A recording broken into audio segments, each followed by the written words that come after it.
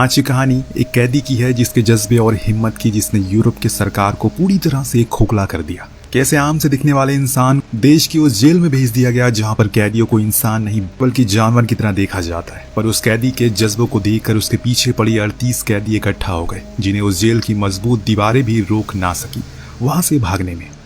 1938 का समय आयरलैंड शहर में मौजूद उस समय की सबसे हाई सिक्योरिटी जेल, जिसे सिर्फ उन लोगों के लिए बनाया गया है जो उस समय की तानाशाह के खिलाफ अपनी आवाज को उठाते हैं।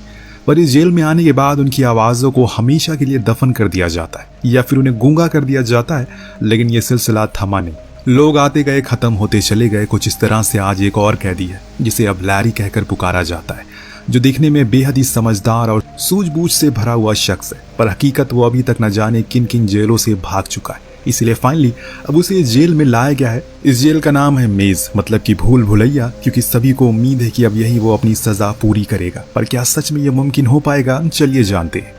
लैरी जब इस प्रिजन में आया काफी नॉर्मल बिहेव कर रहा था ताकि किसी को भी उसकी किसी प्रकार की गतिविधियों के बारे में पता ना चले, क्योंकि उसने जब से इस जगह पर अपने कदम रखे हैं उसके दिमाग में बस एस्केप प्लान ही चल रहा है, कैसे किस प्रकार से इस जगह की दीवारों को लांघ सके।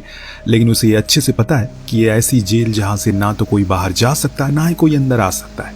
कैदियों को भी लाने के लिए सिर्फ एक ही गाड़ी का इस्तेमाल किया जाता है जिसे कई बार चेक करने के बाद ही अंदर आने की अनुमति मिलती है। और ऐसे में किसी का भी अकेले बाहर जाना खुद की जान को दावत देने के बराबर माना जाता है। जो गाड़ी खाना लाती है सभी कैदियों के लिए वो दिन में 2 बार आती है, पर उसमें थोड़ी नरमी बख्शी जाती है, जिस चीज को लैरी बेहद ही गौर से देख रहा था। लेकिन अभी उसने फैसला किया कि वो किसी से बातचीत नहीं करेगा। अब शुरुआती कुछ दिनों के लिए तो उसे एकदम ही अलग सेल में रखा जाता है, लेकिन जब वहाँ के ऑफिशियल ने देखा उसका बर्ताव काफी अच्छा है औरों के प्रति, तो उसे निकाल कर एक आम सेल में डाल दिया गया जिससे वो और कैदियों से बातचीत कर सकता है।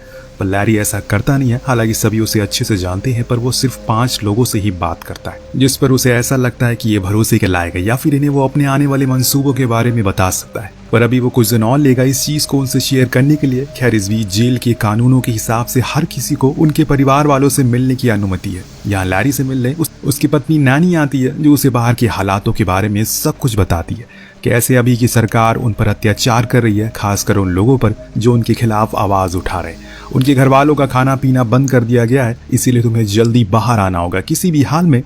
अब लैरी उसकी बातों को समझ रहा था, लेकिन उस दौरान उसकी नजर हर एक कोने पर थी, क्योंकि ये पहली बार मौका था उसे जब उसे सेल से कुछ दूर लाया गया था। पर यह मौका महीने में सिर्फ एक ही बार आता है, पर वो इसे गंवाना नहीं चाहता। लेकिन यहाँ से वो खुद अपने दम पर तो नहीं भाग सकता, उसे किसी की मदद तो लेनी ही होगी।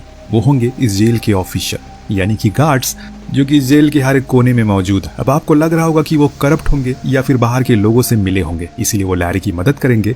जी नहीं दोस्तों, ऐसा कुछ नहीं है। अगर ऐसा होता तो अब तक न जाने कितने लोग भाग चुके होते, और ये बात लैरी भी अच्छे से जानता है। इसीलिए उसने अलग तरीका अपनाया, और ये तरीका था उनके साथ नरमी से पेश आना, उनके सामने ऐसा दिखाने की कोशिश करना जैसे कि वो अब उसके ऊपर आग बंद करके भरोसा कर सकते। अब वो कुछ उल्टे पहले निकलता तो शायद आज बाहर होता, पर उन्नीत है। वेल, आपको कहानी कैसे लगी हमें कमेंट करके जरूर बताएगा। मिलते हैं अगली वीडियो में। Thank you so much.